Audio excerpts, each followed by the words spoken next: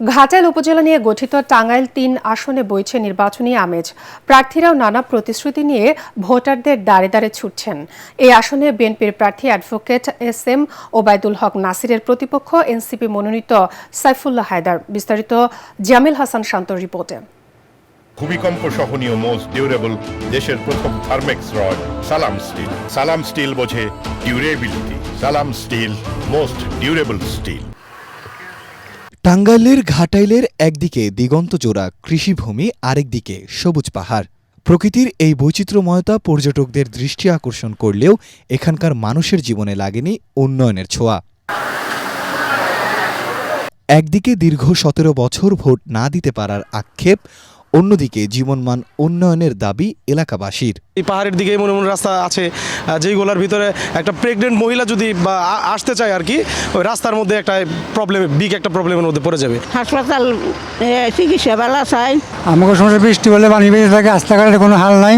দুটো ওভারব্রিজের দরকার, একটা কলেজ মোড়ে, একটা বাস স্ট্যান্ডে। স্থানীয়রা জানান, এলাকায় মাদক ও সন্ত্রাসীদের দৌরাত্ম্য প্রতিদিনই বাড়ছে। নির্বাচিত প্রার্থীর কাছে এসব সমস্যার সমাধান চান তারা। প্রত্যেকটা এলাকায় মাদক অহরহ বেড়েই যাচ্ছে। মাদক মুক্ত, সন্ত্রাস মুক্ত, সুখী সমৃদ্ধ একটি ঘাটাইল যিনি উপহার দিতে পারবেন, আমরা ইনশাল্লাহ তাকেই ভোট দেব। বিএনপি প্রার্থী অ্যাডভোকেট এস.এম. ওবায়দুল হক নাসির ভোটারদের সন্ত্রাস, চাঁদাবাজি এবং মাদক মুক্ত টাঙ্গাইল গড়ার পরিকল্পনার কথা বলছেন। সবচেয়ে বড় সমস্যা মাদকের বিস্তার।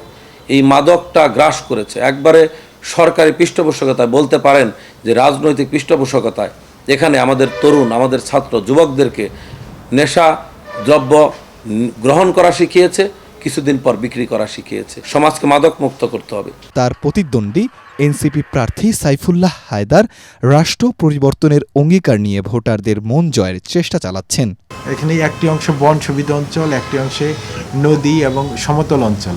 কিন্তু দুইটি অঞ্চলের মানুষের কিছু ক্ষেত্রে সাংস্কৃতিক ডিফারেন্স রয়েছে, যে এই ডিফারেন্সগুলোকে দেখে এবং কৃষি নির্ভর অঞ্চল হিসাবে এখান থেকে কৃষি নির্ভর কিছু শিল্প গড়ে উঠেছে পাহাড়ি অঞ্চলে, সেগুলোকে দেশের বাইরে তাদের রপ্তানির ব্যবস্থাপনা করা এবং এই কৃষি নির্ভর শিল্পগুলোকে প্রণোদনা দেওয়া, এই বিপুলগুলোতে আমার একটি গুরুত্বপূর্ণ ভূমিকা থাকবে এবং তারা এই বিষয়ে আমাদের সাথে কথা বলেছে। ঢাকা থেকে ১১৯ কিলোমিটার দূরে টাঙ্গাইলের ঘাটাইল উপজেলায় ভোটার প্রায় ৪ লাখ।